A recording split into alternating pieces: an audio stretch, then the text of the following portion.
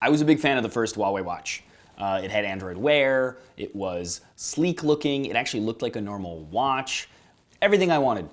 So when Huawei reached out recently and said, would you like to check out the Huawei Watch 2?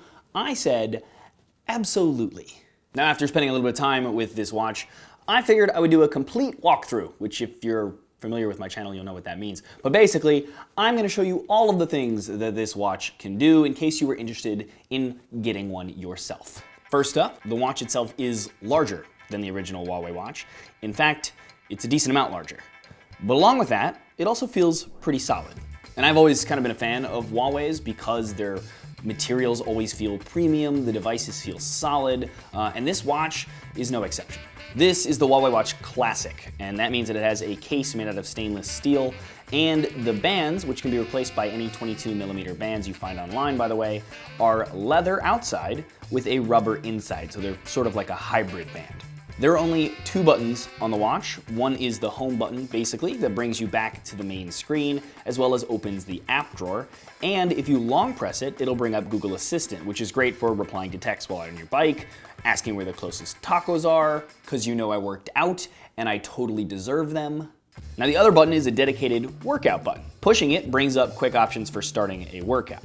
There's a ton of options and they are being pulled from the Huawei Health app that you can use to customize these options as well as create a training plan.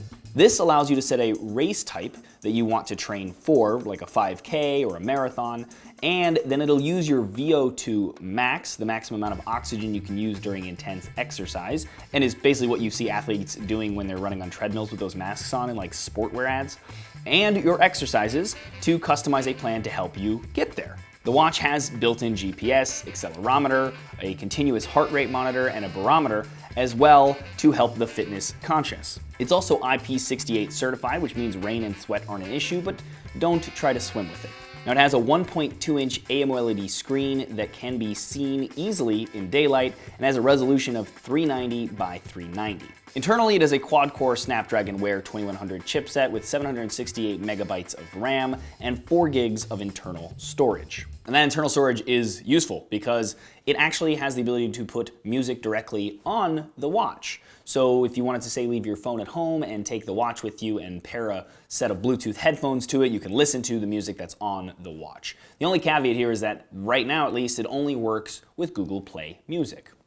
But if that's what you use, or you don't mind using that, then there you go, you're all set. Some versions, although not any in the US yet, unfortunately, also have SIM card slots for LTE connectivity, which would allow you to then place calls and texts, get data, etc. from the device without your phone nearby. It can also use NFC and Android Pay to make payments at store terminals that support contactless payments.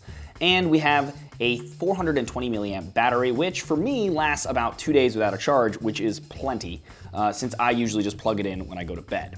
Now on the software side, we're running Android Wear 2.0, so it'll run all the same apps like Uber, Foursquare, Messages, etc. that any Android Wear 2.0 device will run, and has a few additions from Huawei. First up, we have the battery app that includes optimizations and a power saver mode, and lets you turn the watch into an actual watch, and nothing else, giving you almost a month of battery life if you put it into that mode. Then there's daily activity, which lets you track your VO2 max that we talked about earlier, along with all the other usual stats that you care about: calories, steps, elevation, setting daily goals, etc. And it's actually this nice little UI that I kind of appreciate. And then there's that workout app that I mentioned before with the different workouts. There's also a built-in fitness coach that can give you audio feedback as to how you're doing during any of these workouts. And there you go. Complete walkthrough of everything that this watch basically can do.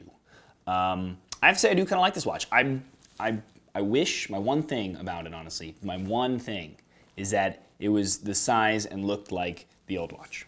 Because I liked the Huawei watch originally. It was small, it was slim. I have dainty wrists. You see these? They're dainty.